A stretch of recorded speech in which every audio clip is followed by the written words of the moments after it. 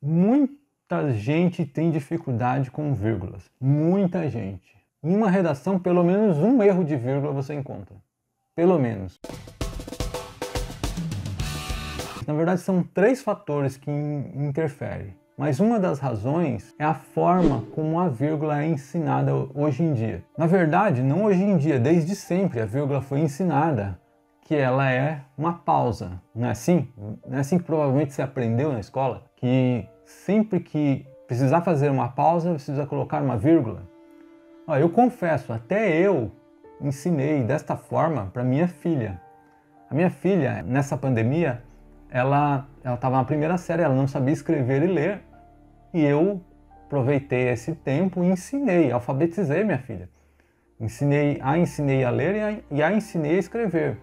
E quando eu fui explicar sobre a vírgula, a primeira coisa que eu disse foi, vamos dar uma paradinha, coloca uma vírgula. Por quê? Porque é mais fácil, é mais didático explicar desta forma para uma pessoa que ainda não absorve todos os mecanismos da língua. É mais fácil explicar assim. Todos os professores usam desse artifício, mas é claro que não pode parar nesse conhecimento. É claro que mais para frente eu vou voltar e revisar esse conceito com a minha filha. Eu vou falar, olha, uma coisa que eu falo que ela ama, quando eu estou explicando, eu falo assim, olha, eu não te contei toda a história do X. Eu falei para você que ele tinha um som de CH, mas ele tem mais uns segredinhos ali, que eu vou te contar agora.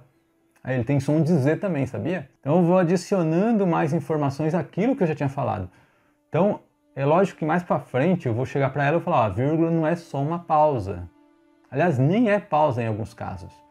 A segunda razão pela qual é muito difícil o aprendizado da vírgula, e as pessoas acabam tendo essa dificuldade, é a divergência que existe entre gramáticos quanto às regras da vírgula. Há divergências. Quais divergências são? Por exemplo, o formulário ortográfico da língua portuguesa recomenda que antes de... Já viu aquela partícula etc? Aquela partícula etc, quando você faz uma enumeração e aí você não quer colocar mais nenhum termo, nenhuma palavra nessa enumeração, você quer finalizar, coloca uma vírgula, etc. Ponto. Então, o formulário ortográfico da língua portuguesa defende que antes de etc. precisa ter uma vírgula. Mas um gramático respeitadíssimo, que é o Napoleão Mendes de Almeida, diz que não. Por quê? Ele ainda esclarece que etc. quer dizer e outras coisas. Então, sempre que você está fazendo uma enumeração e acrescenta um E, ali já não necessita mais de vírgula, porque você está finalizando a enumeração e o último termo dessa enumeração. E outras coisas. Outras coisas seriam os últimos termos. Então, há divergências. O Rocha Lima, que é outro gramático conhecido, ele defende que as orações consecutivas subordinadas adverbiais consecutivas precisam ser separadas por vírgula. Outros gramáticos já não defendem isso. Ou seja, o que eu quero dizer com isso? Se você quiser dominar a vírgula mesmo, você vai precisar de mais de uma gramática, provavelmente.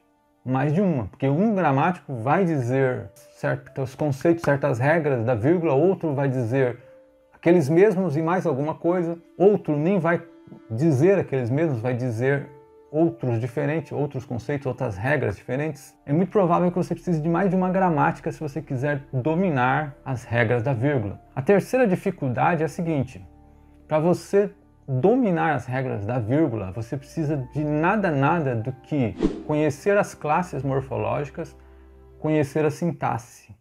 E isso aí já engloba 2/3 da gramática. Quase 2/3 da gramática já foram só nessas duas partes. Então, não é todo mundo que domina a gramática. A gramática é um tanto complexa. Apesar de estudar por anos língua portuguesa, por uma ineficiência do aprendizado, por uma ineficiência da forma como o aprendizado é feito, as pessoas acabam não dominando esses conceitos e acabam tendo dificuldade de pontuar a vírgula por causa desse lapso no conhecimento.